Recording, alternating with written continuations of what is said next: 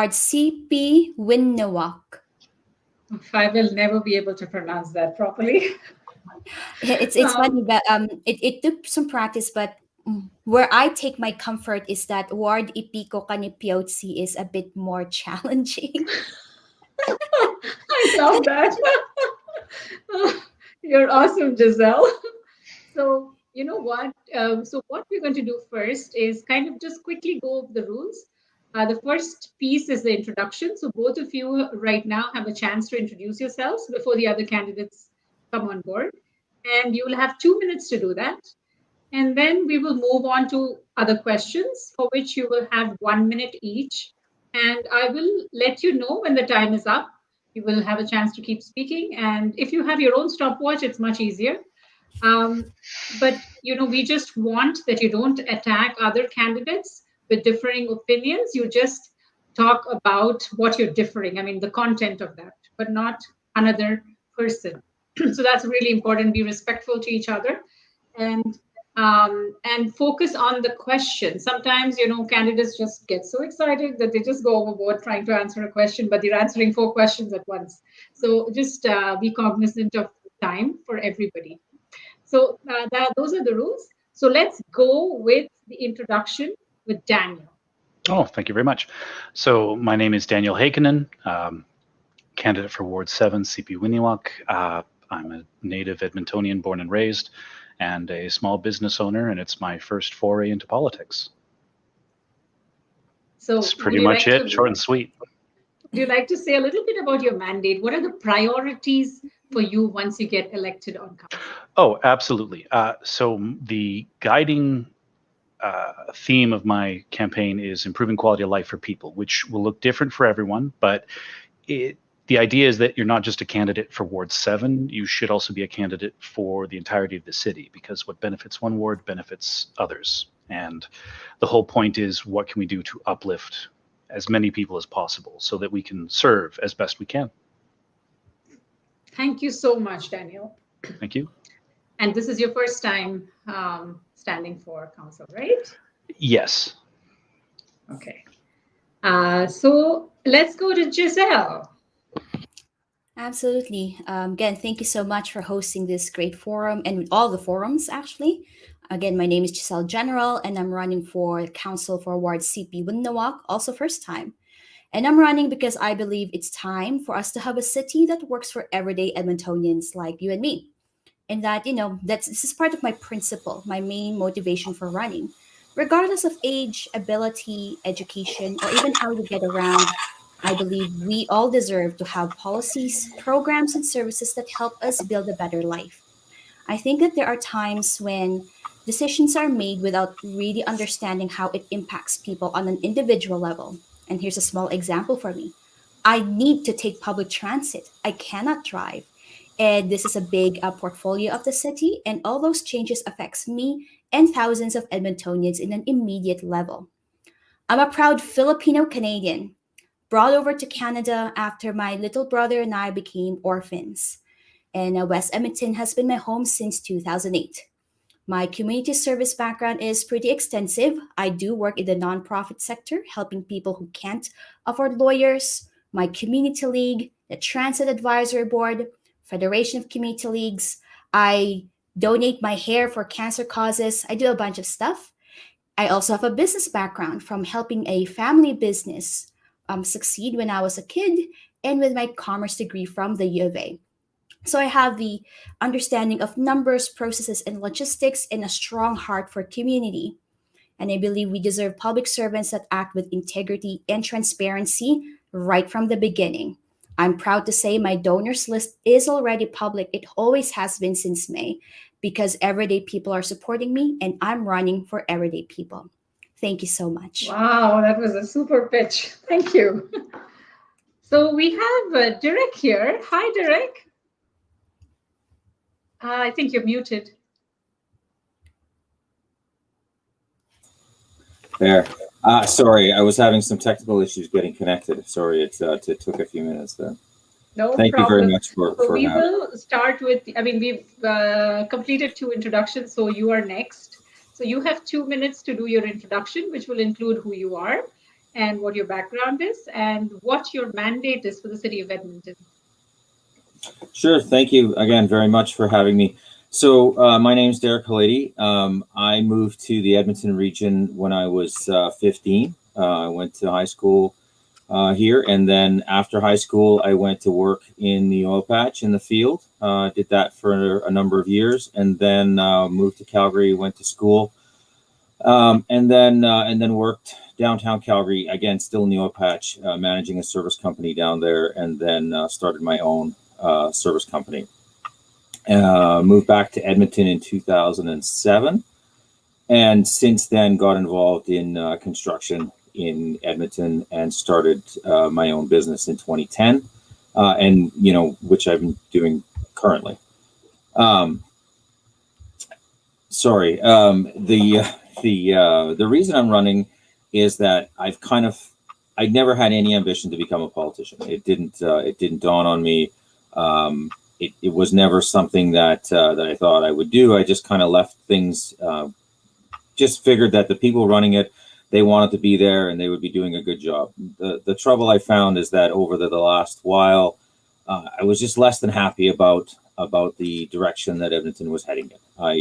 There were a number of decisions that were made on city council that I disagreed with, and I felt that they weren't right for most people I knew, suburb dwelling average Edmontonians, and they were a bit counterproductive. We started cutting a lot of core services that were affecting people. We were really focused on mega projects. Our debt numbers were really getting out of hand. Things like that, and so to see service cuts, along with raising taxes, raising fees, and even when they stopped raising the mill rate just this 1 year for residential, they still are making up additional money in user fees and different things to increase their bottom line. And so it's just tax with a different name, essentially. So I thought, why don't I run? Why don't I try to make a difference? Why don't I try to make a positive change? Why don't I try to see if my small business background can make a difference looking at numbers? My people background can make a difference working together. I've always considered myself a natural bridge builder. I'm a middle child, and so seeing differences and working with people has always been a real strong point of mine. So I'm not afraid to admit that I've talked to multiple different councillors and mayoral candidates. In doing this, some of them, Thanks, really Derek. Your time is up. Sure. All right. Thank you. So we have to move on. I would have loved to hear the whole, but I hope you will, manage that in the rest of the questions I ask you. So let's move on. So Daniel, when you went and, obviously all of you are doing door knocking because it's a lovely summer we are having here right now. So you went door knocking, obviously, in your ward, and you heard a lot of things from people. What are the kind of things you've been hearing, and what struck you as different, and how are you going to deal with the things that you heard? I mean, what are you going to make as your priority? Oh boy, there's a lot to unpack there. So I've door knocked in several different districts within the ward, and everyone has different concerns, which, I mean, obviously, some people might be concerned with the construction or the roads or lack of transit. The one thing, though, that kind of ties all of them together is that they don't feel included. They don't feel heard. So they register complaints with their councillor, with the city, and no one gets back to them. No one hears them. And so they have started to really feel despondent. One gentleman, in fact, he said that he's so sick of not being heard, be it federally, provincially, or municipally, he's honestly given up on politics and ready to move. But he's happy to see that there's people who are fighting, that are willing to step up and try to make a change. So he's like, I'm not ready to quit yet, but he's like, I'm that close. So I just seem to lose everyone else there. But I guess what I would make my central policy is making sure that the members of our ward were listened to, got consulted, especially anything bylaw related that would impact them, because it seems like the bylaws are passed first, and then the discussion, the town halls happen, like the infill bylaw in Rio Terrace. When it was passed, there was a lot of people there that weren't happy about it. So just the common act of just listening and making sure that they're heard and that you have some kind of resolution or you're willing to come back to them. The people of the city, as far as I'm concerned, are both employer and customer. Employer, that their dollars should be spent judiciously. Customer, that their complaints should be addressed so that they leave happy. Oh, I like that. Thanks, Daniel. Oh, thank you. So moving on to Giselle. Giselle, what have you been hearing when door knocking, and how is it that you're going to implement some of those concerns and take it as a priority? So what are the things that you will put right on top? I mean, it's interesting because I'm pretty much echoing what Daniel has said, that there are many constituents that feel unheard or that they don't completely understand why things are done. In terms of what to do, that's what I want to focus on, is that I think it doesn't have to be even a policy thing. It could be a practical set of steps that an elected representative can do right off the bat. So I'm going to have regular in-person and virtual town halls that will happen on a proactive, regular basis. I will utilize all digital and in-person tools to connect with people, because people like hearing proactive updates. And this is not a new thing. Some city councilors are actually doing this. Really a good job with Facebook town halls and e-newsletters and visiting people at events. It sounds really simple, but that is the best way to learn what constituents really need and want, and to respond to them accordingly. So that is what I plan to do, and I'm confident I'll be able to make that happen upon getting elected. Thank you. Thanks, Giselle.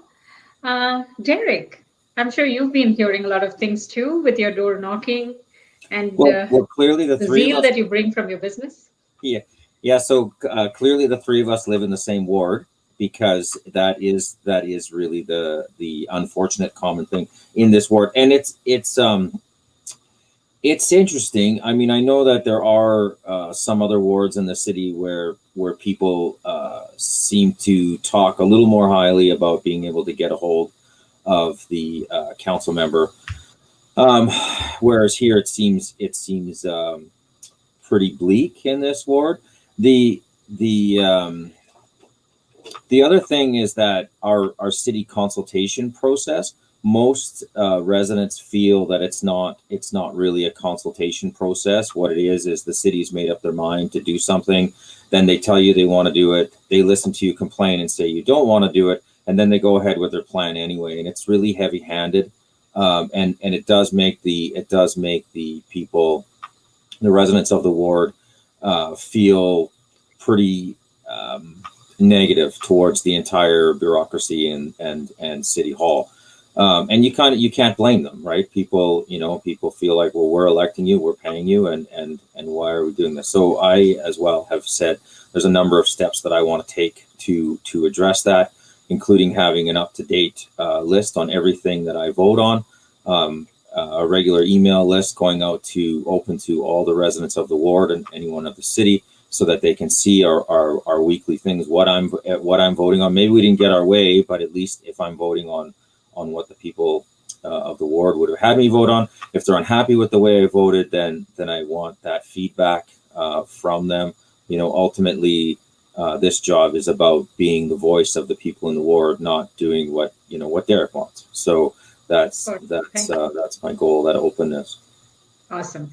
So the second question that I have is, just for the audience, can you locate where in Edmonton is the ward? Which one of us would you like to answer first? Doesn't matter. Anybody Okay. can take that. That's just a demographic question. Where is your ward located? Just so that the audience knows. Oh, absolutely. Ward CP Winawak is all of former Ward 5. So that starts from like Rio Terrace, Laurie Heights, so like that kind of like near the zoo, for lack of a better word, all the way to the West End, like, Granville, Glastonbury, where the Costco is, and then all the way south to Riverview area, which is across the river from Windermere. So not quite Windermere, but across the river. And then Hmm. 6 neighborhoods from the former Ward 1 along 87th Avenue. So that starts from Parkview to Summerlee behind West Edmonton Mall. So hopefully that kind of gives you a good sense of where the area is. But yes, West Side for sure. Perfect. Thank you. That really helps us locate that. So there is this new system of, dealing with waste in our city that I'm sure has been rolled out in your area as well. So at that time, I personally feel that there wasn't any consultation with people on how to use those things or any education really. Everything was very much online. You had to scan a thing, and then you would be led to a site, and then you could read and see videos and stuff like that. But do you think that there would be people who would not really have that kind of capacity? What would they do, Daniel? Oh, thank you. So when I was door knocking in the Wolf Willow and Restridge area, there's a gentleman who I was able to talk to. He was in his 70s. I didn't get a chance to meet his wife because unfortunately she was infirm, and so getting her out to talk to me would have been difficult. And he looked at me, he looked at the bins, and he goes, I don't know how the city expects me to be able to do this. My driveway is almost a 45-degree angle. In the winter, it'll be difficult for me it's already difficult for me to get these down to the curb.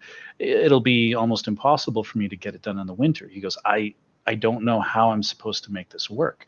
So he and I talked about it, and I said, well, I don't think you're alone. I don't know if there's a way for the city to discuss with the city manager and thus work its way to the waste management division if there can be exceptions made. After all, you're not the only people of an elderly age or possibly infirm where this would be an impediment to your waste removal. So is there some way of putting in an exception or an exemption that says that the employees can go up to the house, grab the waste, take it back down to the truck, dump it, and then gently, carefully put it back because it's a service. And so I agree with you that it doesn't seem like there's a lot of. We don't actually have it here in Garapi, and at least in our part, we haven't seen any bins. And I don't know how we're in a condo complex. I don't know how we're supposed to get it out to the street. So, because there's a lot of bins and a lot of units. So I don't know if they're just going to come through and drive in no different than they already have. So we might be fortunate, but there's a lot of people where this might be difficult for them to access. Thanks, Daniel. Going on to Giselle, could you take the same question and give me your ideas on how you can make it better for the citizens of your ward? There's some potential partnerships here that can be utilized. Perhaps an education and assistance service through the community leagues. Here in West End, the West End Seniors Activity Center is a great or resource. So perhaps there's another opportunity to build a partnership and services there. I'm an immigrant, so I also have that lens with me, and I really wished, and I'm happy to do it, even to do the translations. Having educational content in multiple languages, I think, would be very valuable to help people get more comfortable with the system. Like even in my own literature, I've translated all my brochures because it's important to understand people come to Canada and Edmonton at all ages and stages of life. So ensuring that we're conveying information in a way that works best is really important. Thank you. Thanks, Giselle. You covered one aspect which not many people have thought of yet. Derek. Hi, thanks. So I actually spent a year in St. Albert, and they've had that system for a long time out there. Sherwood Park also has the system, and I've talked to people that have trouble with the system too. I mean, the I guess the hard reality is that we're about a decade behind on implementing this system in Edmonton. And with a city of 1 million people, I'm not sure how you do it individually with exemptions and stuff. I don't know. I don't know how that would work. I'd have to. You have to look at that. I like Giselle's idea of perhaps community leagues could help the people that are having difficulty with the size of the carts. Um, the trouble I have is the cost of the thing of it, and I don't know why we have to pay double what Calgary pays. And the other issue that I have with it is that the apartments and multifamily units are forced to use the system and don't have the option of a private contractor when it comes to this, and they're paying 3 times as much as the places in Calgary. They're also required to pay per unit, not per occupied unit, for their fees, and that has driven up the cost, which doesn't help renters. When every unit in the building has to pay an additional $50 a month for the city service. So it's a little bit. It was a little bit difficult to hear the heavy-handed approach to implementing this in that regard. So, but you don't have any clarity on how you can deal with that better. Well, I don't know why our costs are so high. It doesn't make sense to me. So without being there and taking a part in it as to how that would handle. And I think that the multifamily apartments and stuff should be treated the same as any other commercial site. Who are allowed to pick their own private contractor? Why should it be any different and lower their cost by a third? It's to me, it's unreasonable. They're allowed to do it in Calgary and other municipalities. Why Edmonton has forced them to be looked at separately from commercial sites, I have no idea. Okay, thanks, Derek. Lots of Edmontonians feel that Edmontonians should get more work, so that's why the private thing was not very acceptable to many Edmontonians. But when it comes to increase of price, I think there should be an option for people who want that. So thank you so much for that perspective. The other question I have is, you had mentioned about the being in the west of town. Did you hear anything about crime and discrimination and stuff like that in your area? Starting with Daniel. Thank you. So in the Garapi area, as well as kind of the Westridge, Wolfwillow area, there was a increase of people, I mean, minor crimes like littering, but more and more, it seems, of drug paraphernalia, drug use in certain areas. And I mean, it's unfortunate, but a lot of these communities are wondering, what's being done about it. So it's also hard to find a lot of the statistics on where it's happening and how it's happening. But when one of my neighbors is complaining that, West Edmonton has a meth issue, I go, I haven't seen it. I don't know about it, but we'll definitely, if elected, definitely take a look at it. I mean, there's a lot, unfortunately, those of us who are not, like most of us that aren't on council, there's a lot we don't know. So it's really hard to make declarative statements, unfortunately. But I know that there's been a rise in violence, not necessarily in our ward, but on our, transit system, LRT, et cetera. There's been a rise in mugging, violence, assaults. So it's just, are the resources being allocated appropriately? Are we asking too much of too little? Do we need more?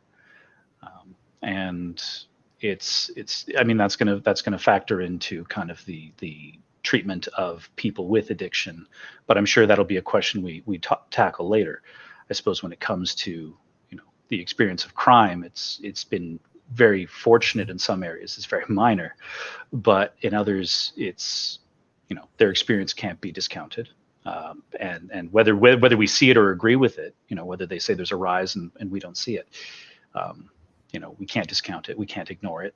It's their experience. We should treat it as such. So unfortunately, I don't have much else to say on that subject, but thank you for the question. Okay. Giselle, do you think that your area is safe in terms of, like a hijabi woman trying to take transit? There is lots of people who recently experienced some kind of violence, especially hijabi women and people who are different. Absolutely. I mean, it's quite obvious just by looking at me that I'm an Asian lady. So it's something that I'm more conscientious of. The challenging thing is that racism and discrimination is so complicated, and sometimes it takes a very long term approach to address it. Through education, telling people that we immigrants are not a threat to Canada. We're here to build a good life, and and make the most of the opportunities living here. Derek and I actually had a good chat about this. That it's advice for women not to door knock alone, and it's so that made campaigning a bit more difficult for me because anti-Asian racism, both verbal and physical, is something that has been happening here on the West End, and many people are driven by a combination of fear and ignorance. It's really difficult. So there's a lot of different factors that need to be done in order to address it, like education and reassuring people that it's again, immigrants are not a threat to this country. And also for those who are attacked, like that one Filipino lady who was assaulted last year, 911 came the next day. We need to make sure that we have adequate resources and processes so that people in the middle of an attack get an immediate response. And that's not what happened with my fellow Filipina last year. So definitely a concern, and not we need to talk about it during the election cycle and implement better solutions once elected. Thank you. Thank you so much, Giselle. Derek, I'm going to extend that question a little bit to you. So we just wanted to know that there's a lot of conversation about police being defunded and all of those things. What is your say on this? If you were elected to council, what would you do about all these conversations when you see that there is crime that's still continuing in our communities?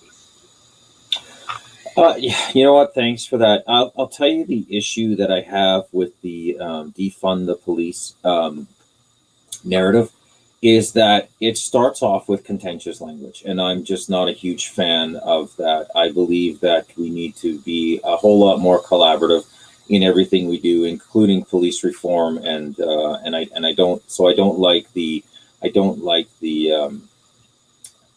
that narrative right off the bat. The wording to me already makes the police the enemy, and I just feel that that's counterproductive to what we need.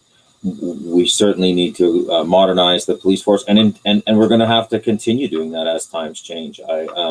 It was interesting when Giselle and I had that conversation, and she said about door knocking alone, and I said, it's unfortunate that we live in that world where she has to worry about it. It's unfortunate, and so as far as going door to door, I don't know. There's no magic pill answer for that, for what people do. However, we certainly can be doing a better job of policing our transit stations and stuff like that, where these cowards are attacking women in jabs and so they're not going to attack me. I'm a 200-pound guy, and they're cowards. That's not who they're going to attack. They pick on women and foreign women because they can.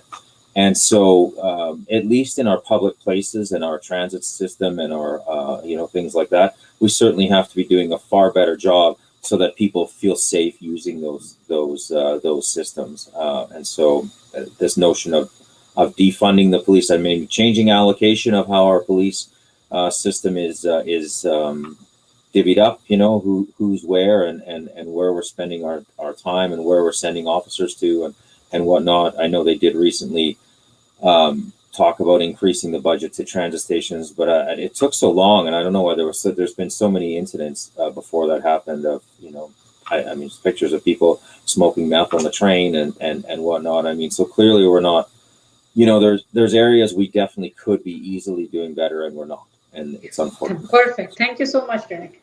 Moving on to the next question. Do you think we're really doing well in terms of infrastructure in your communities? And I think we'll shake it up a bit, so Giselle can answer that first. Well, I think with Ward Sipiwiyiniwak, it's really interesting because there's two distinct areas: the emerging, developing neighborhoods like Granville and Edgemont and Riverview area that need, I guess, we're building infrastructure from fresh infrastructure. And then you have the mature neighborhoods like mine in Rio Terrace that need infrastructure to be redone. I think there's more that needs to be done, because I know it's a conflicting interests, but we need to make sure that as the city's population doubles, and we're not expanding, we're not acquiring land anymore, we are sticking with the same boundaries that we have. We need to make sure that our infrastructure, so that includes utilities, roads, sidewalks, yes, bike lanes in some areas, okay, don't hate me on this, and different nature paths are maintained properly and proactively and for the long term. So, like, not build cheap stuff only to be redone um, just in a few years. We need to plan strategically and long term with good quality processes and materials. Thank you. Thank you. Moving on to Derek. I just wanted to ask you a question about, recently there's been so much of unemployment and people are banking on the federal government more than anything else. Many of the people who had small businesses too have lost their businesses. How do you think the city can help in this area?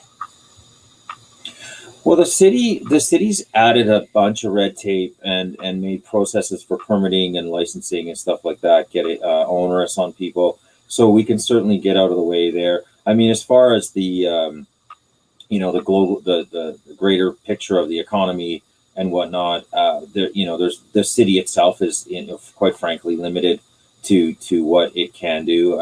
Like I said, we can improve processes. We can make it easier for people with language barriers to open businesses.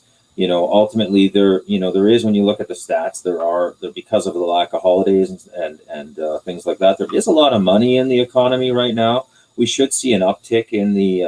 I mean, everybody's saying for the next 2 years, once the restrictions ease, we should see an uptick in the economy, and of course that'll help kick things off.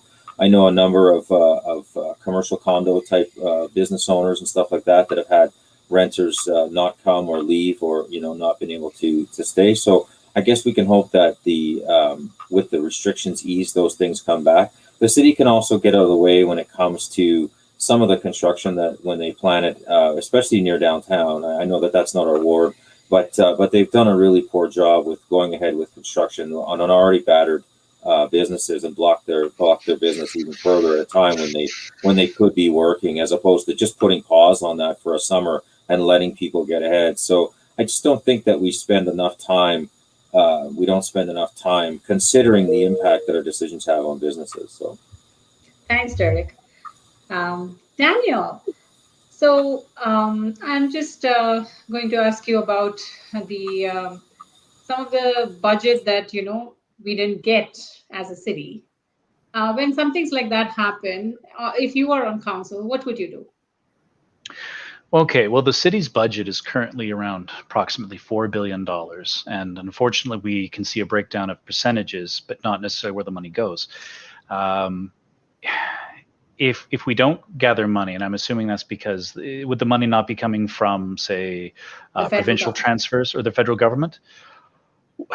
Well, it depends. If that money from the federal government was going to the development of the LRT system, I mean, our current city budget appropriates 1.2% for continued LRT maintenance and construction, which is not enough to continue building it. After all, the West Valley line is going to cost about $2.7 billion. If we're not getting money from the federal government, then it means that we have to put a pause on that.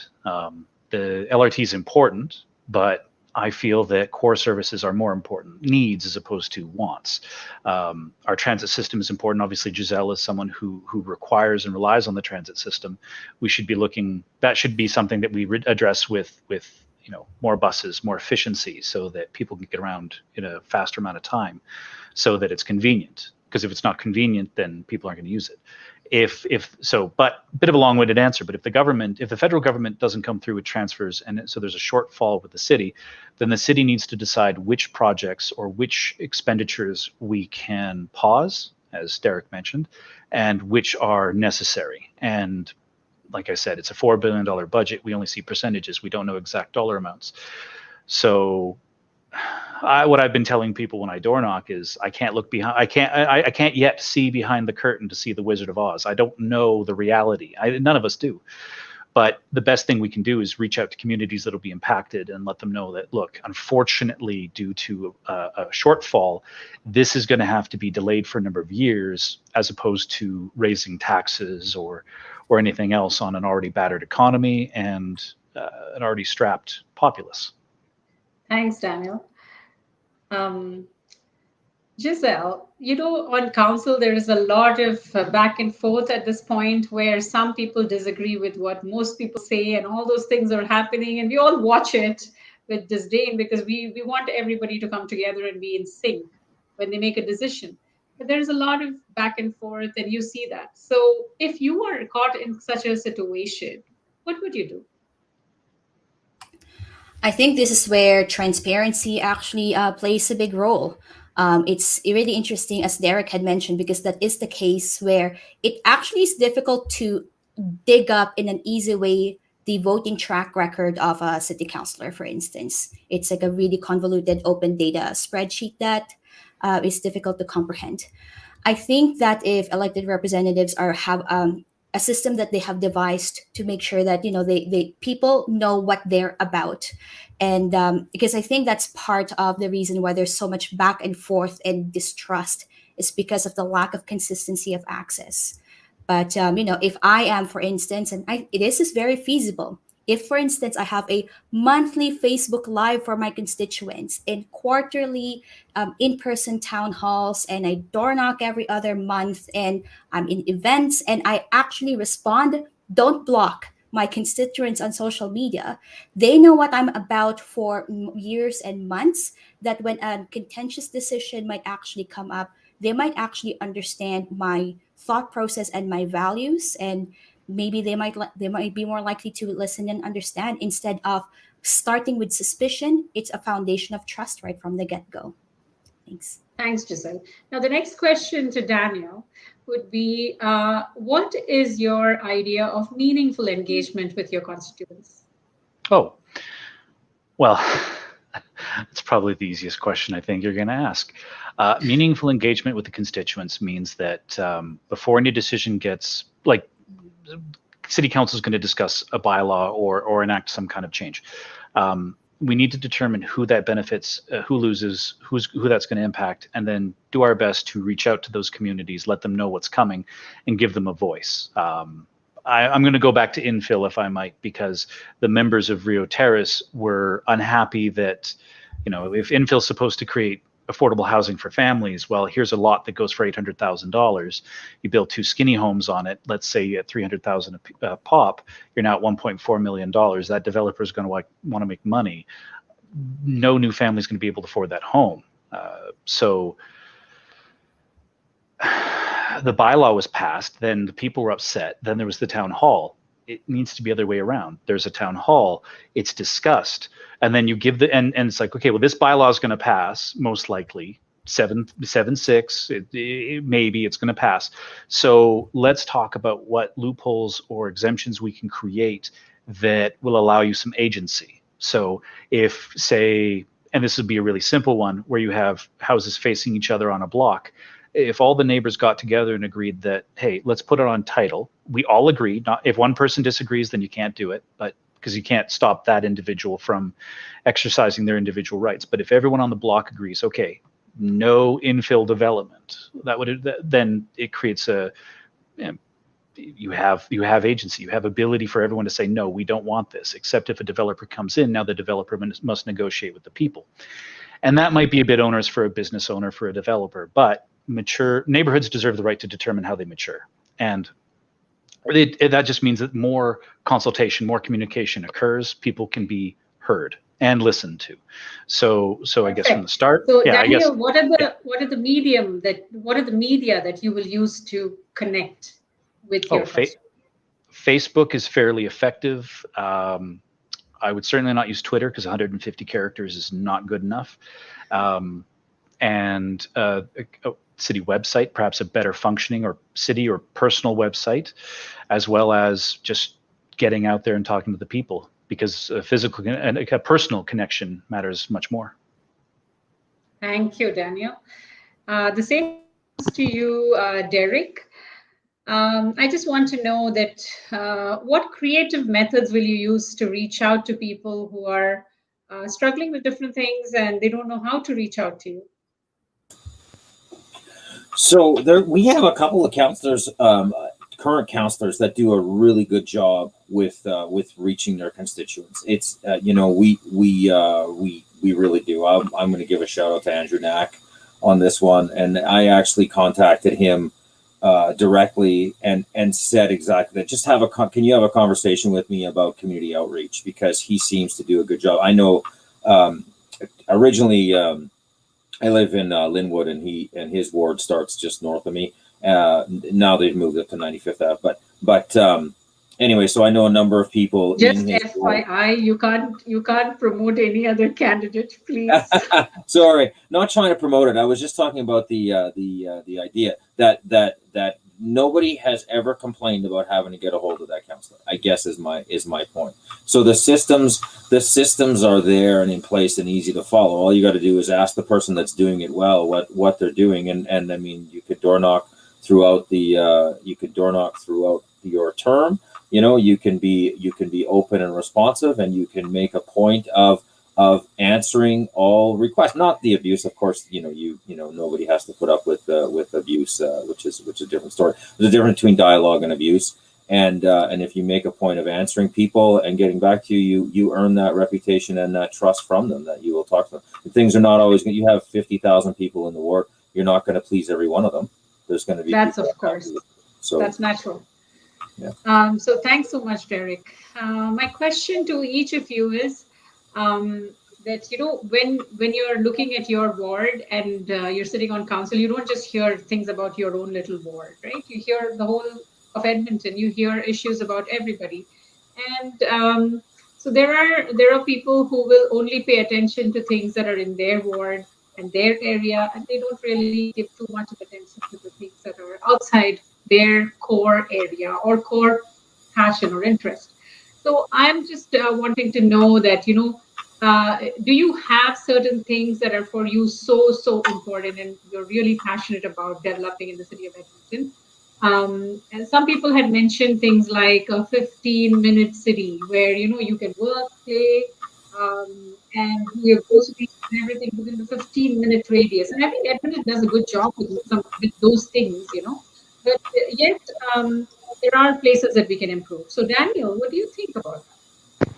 Well, I'm in favor of a 15-minute city, if only because you want efficiency. Because as the environment changes, as we feel that heat dome come through, climate change is a real thing. What we need to concern ourselves with is that the transit system that allows people to travel from one end of the city to the other is great. But if people are within walking distance of all their amenities, then, and not only that, because it's such a small community, you can maybe get a greater sense of community that has been lacking, right? People seem really standoffish, and not negative, but when growing up, I knew my neighbors, and only because of the community I'm in now do I know my neighbors again. But there was a long time where I really didn't know anyone around me, and everyone kept themselves because we weren't, seeing each other on a daily basis. We weren't a close knit community.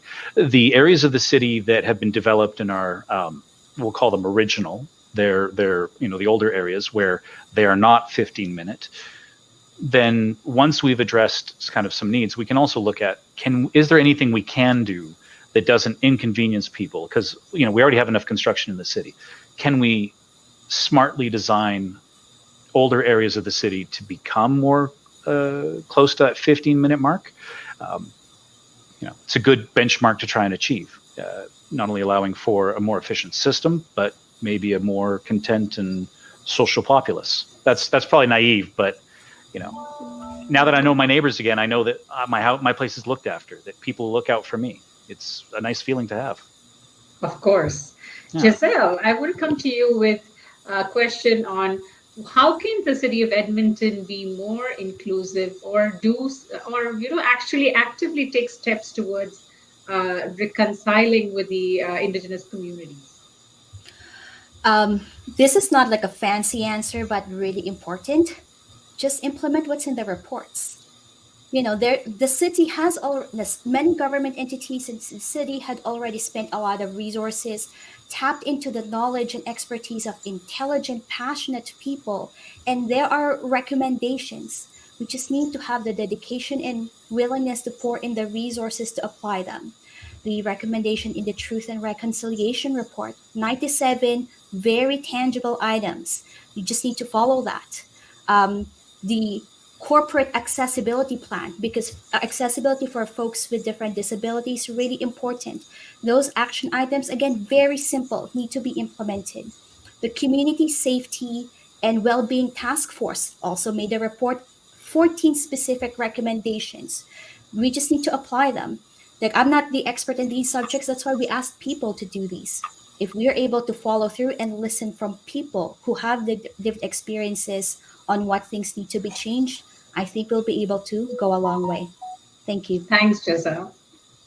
My question to Derek would be, there are lots of different ways in which different types of people are not given access, like the mainstream community. How would you change that as a counselor?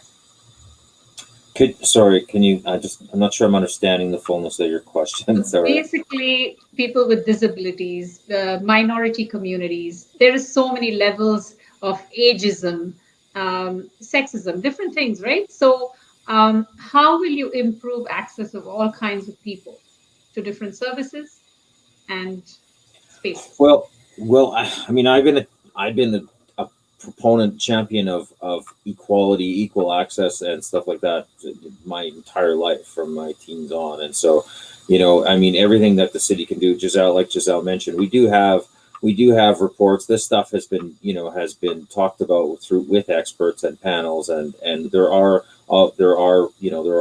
reports and recommendations, and we just need to implement that. I mean, we certainly our demographic is changing. It certainly wouldn't hurt us in the least to have people assigned for language barriers and those kinds of things. Those are pretty easy things to do in our changing society. If those things are barriers for people, then those are really easy things to eliminate. Like I said, at least when it comes to language, when it comes to, and I mentioned that earlier, when it comes to starting a business, it should be just as easy for someone who's a new Canadian who has a difficult time with the language to start a business as it is for someone who's a longtime resident of the city. And so those things. I mean, all we really need is people that are familiar with the process, that can speak another language to take up those jobs. That's and be able to have. That those people are accessible and easy to get for people who need that help. So at a council level, is there something that you think you are able to do if you become a councillor? Well, like I said, I mean, there's the recommendations that are already in place, and we can just move to have those things implemented, right? And at the same time, implementing some of these other accessibility items for new Canadians and people with language barriers and mobility barriers and whatever else. Those things are pretty straightforward to address. They are, but they're not being taken as a priority. That is my problem. So how does that become a priority for our council, so that they see that to get the sense of belonging, everybody needs that access. If they don't have the access, they don't have a sense of belonging. Mm-hmm. Yeah. 100%. I mean, it comes down to electing the right council, right? There's 13 council members, and you need the right council. That's what it comes. One person can't make a difference. You need 7, right?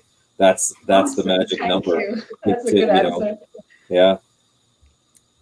Perfect. So, are there any famous last words? Because we have exactly about 10 minutes left, so I don't want to, ask any more hardcore questions. I want you to kind of give your pieces that you might have missed through my questions. So let me start with Daniel. Okay, well, I was kind of hoping that I'd get a shot at answering the infrastructure question that Giselle got, because there's definitely been a lot of feedback about that. So, I mean, the plan for the city is to grow by another 1 million people by 2060, 2065. And so with the infrastructure we currently have in place, which is water and sewer, so water in, water out, and power, we're struggling right now to provide basic services with the infrastructure we have. As we do more urban densification, that's only going to tax the system even further. I believe it was 2004, 2005. I remember when the roads in Rio Terrace flooded.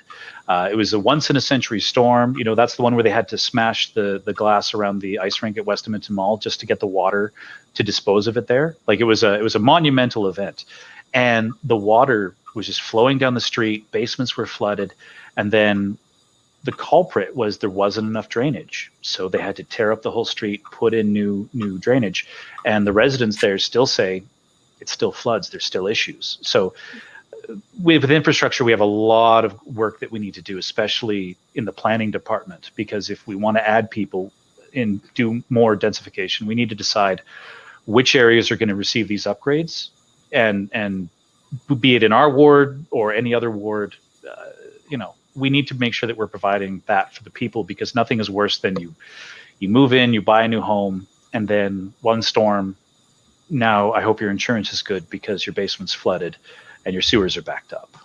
So that's why I was hoping to have a shot at that. There's a lot of work we need to do. But actually what I'm really grateful is the opportunity to be able to hear Giselle and hear Derek, because, you know, I think there's a lot of good people running for council, which is good because there's a lot we need to do. Thanks so much, Thank Daniel. Giselle, is there something you really wanted to say that you might have missed? Yes, I'm actually not gonna promote myself and whatnot. I have a call to action to all my fellow candidates, not just for council, but for any municipal office or any public office. We have a lot of opportunity right off the bat from our actions to be as inclusive and accessible as possible. I know I'm going to poke on you, Derek, but we've talked about this also, right? You know, to have accessibility information on our pictures on social media. Alt text is really easy. It helps visually impaired people. Captions on videos so that deaf people can actually understand your videos. Translate your content in the top languages in the city. Make sure your website can be navigated by people with disability accessible technology. Be transparent as much as you can. Share the journey, especially if you're not from a mainstream, well-funded candidate. Share the experiences of how it's like to be an everyday person running for council. Share your donors list to build trust and showcase how it's really like to run for public office, because I think that the more inclusive and accessible and real we are when we are sharing our experiences as candidates, we are more likely to inspire regular folks to make a difference politically. So that's my pitch. You know, that there's a lot of good we can do as candidates before October 18th. Thank you. Yeah, that was so inspiring, Giselle. Thank you. Derek, I'm sure you must have thought of something which you wanted to say and I didn't let you say it. Please go ahead.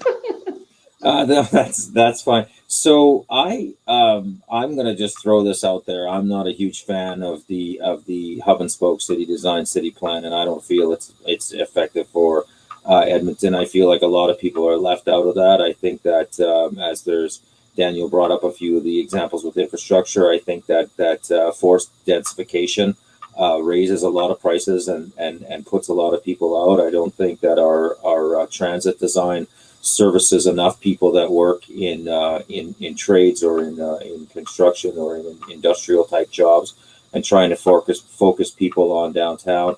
To me, it comes across as I now realize that high densification is good from a tax perspective and a budgeting perspective, and I understand why the current administration would try to implement a plan like that, but it's not necessarily the best plan for the city of Edmonton, and causing it will definitely cause housing prices to go up, which means higher barriers to entry and lower percentage of home ownership.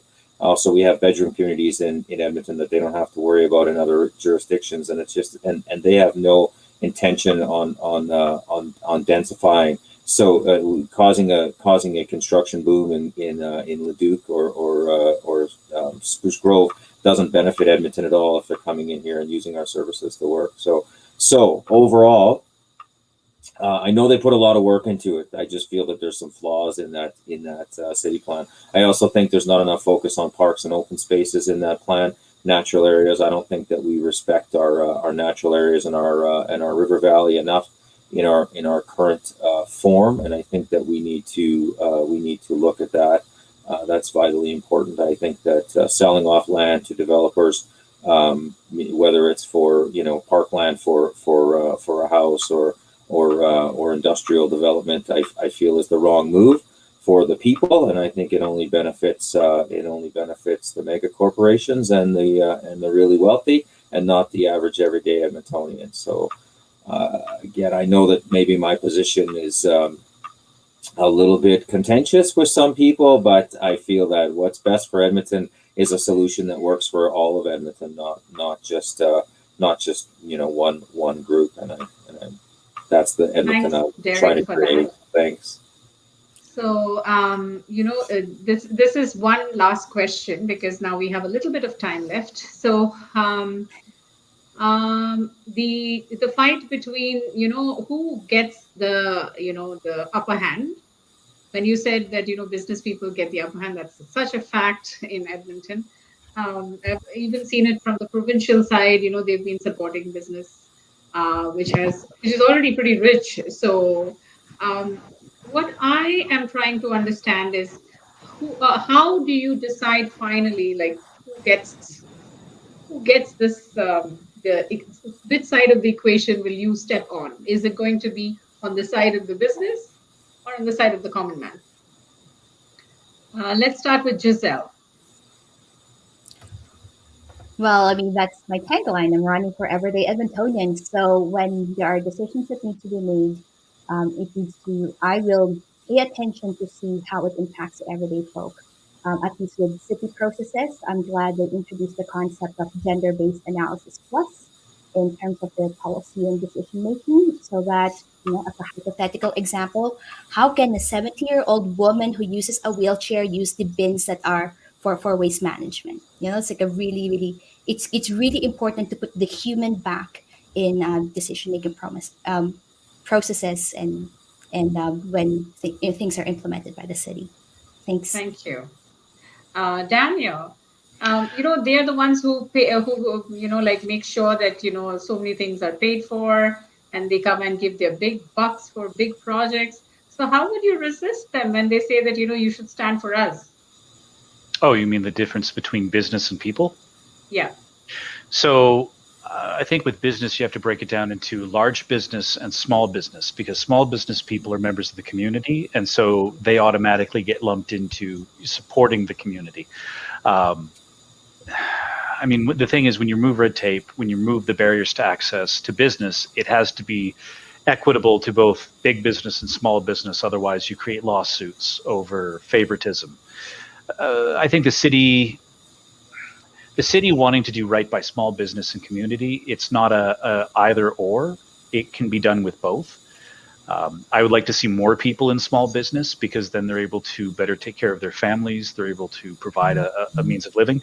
I would actually like to see if the city has any part to play in creating an incubator program, so that new business owners, especially immigrants to the country, to the city, or where there might be language barriers, something where people can kind of get an education on what it takes to run a business, what the costs are, the risks, so that they can be fully informed. But also maybe there that the are city...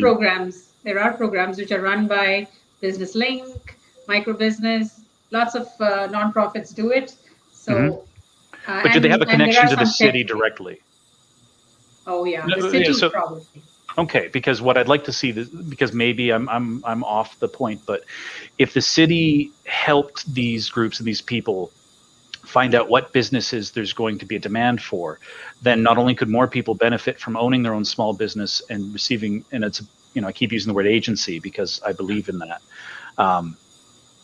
but it's also a way for them to make sure that when they do decide to start a business, there's going to be a demand for that, so it'll be successful, as opposed to taking a risk and losing everything.